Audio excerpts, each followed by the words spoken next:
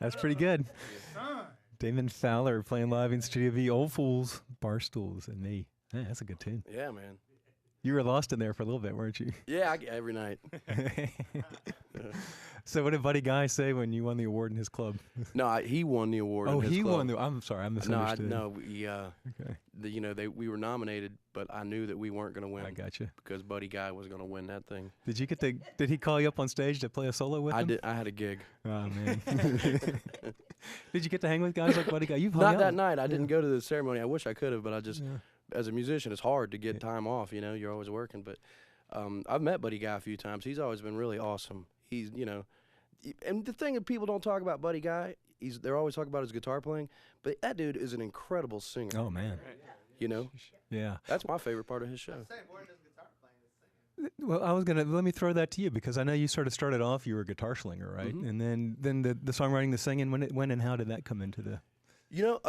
Really, I was touring around and stuff, and I had this wreck, man, and so I flipped this van, and I hurt my shoulder and hurt my head, and I had to move back with my parents and all kinds of stuff, So it gave me about a year and a half to just kind of reflect, and at that point, I realized, I love guitar playing, and I always have, and always will, but I wanted to lean more towards singing for the reason that when you play for people, no matter how great a guitar you play or instrument that you play, sometimes it doesn't speak to people as much as if you're actually speaking to them, And I've noticed that, like, when I started concentrating on singing and songs, that's when people, like, actually were like, oh, they paid attention more, And I just kind of started working on it.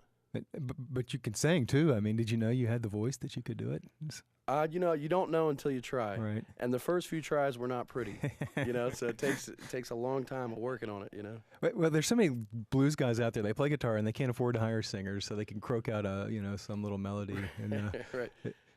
It's nice to see really great vocal work too. So. Well, to me, that's what a lot of great music is, though. You go see the stuff that I would listen to and wanted to be like.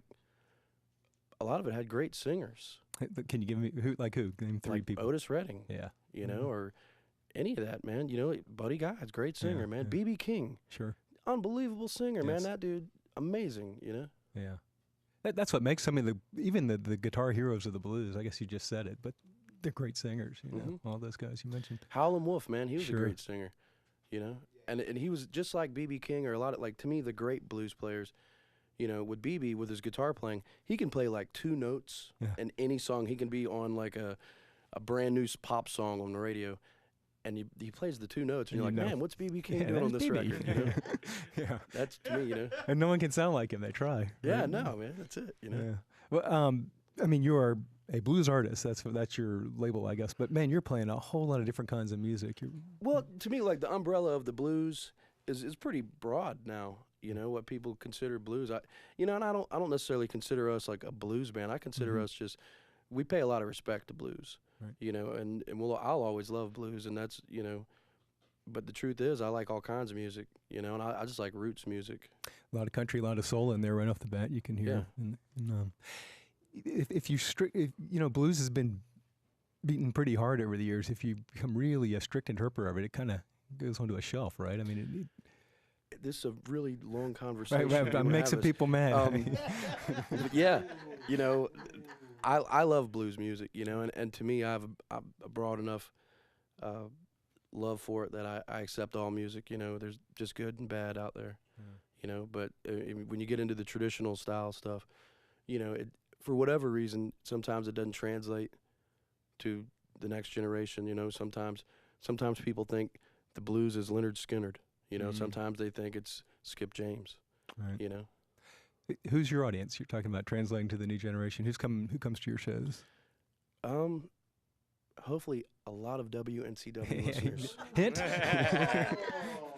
That's my cue, isn't it? Tonight at the Fairview Tavern in Asheville, and tomorrow night at the Happy Shack Music Hall in Columbus. I was going to mention I think you said this, but the Happy Shack Music Hall is a nonprofit, and one of their missions is to help people like musicians getting started, and also I guess in culinary arts. So it's kind of cool they stuff. got some good food over there. You get to eat, man. You get food at your gig.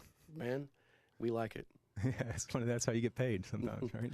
They'll try that on you sometimes. Just come for the, what do they say? Come for the exposure. Yeah. Damon, what's our website? People want to learn about your music. My website is damonfowler.com. Okay. Fowler, Damon Fowler. Cool. Yep. Another tune? Sure. Let me switch guitars really quick. Once again, so the show tonight at the Fairview Tavern in Asheville, and then that the Happy Shack Music Hall, new venue in Columbus, North Carolina. Damon Fowler, who I heard as he switches guitars when he was a kid, met Bill Monroe. I don't know if Damon's going to run with that story or not. Remember meeting Bill Monroe? Yeah, my grandfather was a septic tank pumper. I lived with my grandparents, and he was a septic tank pumper, so he did the fair and the Strawberry Festival every year. So my grandpa pumped Bill Monroe's septic tank. And then not everyone could say that. At like 8 or 9 years old, he's like, get over there and meet that guy, And I'm like, who is this guy? All right, hey, buddy. Years later, I still thank him for that. Yeah. And your family, I know we got to get a song. Your family played bluegrass, right? You had uncles who were bluegrass pickers? My uncle, Bobby, he's one that really first showed me how to play guitar a little bit. And he was in a band, and they did a lot of country covers and stuff, and it was like a honky-tonk band. Right. The name of the band was Possum Bennett and the Southern Express Band. And this dude was like a little bitty George Jones. He was like a three-quarter George right there. Cool. Is there a little bit of that in your music, though? Is that? Yeah. And I for a long time, when I first started playing guitar and getting out, playing a bunch, I was really into rock and roll, Robin Trower, Jimi Hendrix, all that stuff. Great music. I still love it. And my grandfather, when he was around, he would always be like, you got to play country music, man. Don't play that stuff, And as I got older, I just developed more of a taste for it and was like, wow, it's kind of always been there. And it's something that grew on me, and I just love it. Yeah, cool.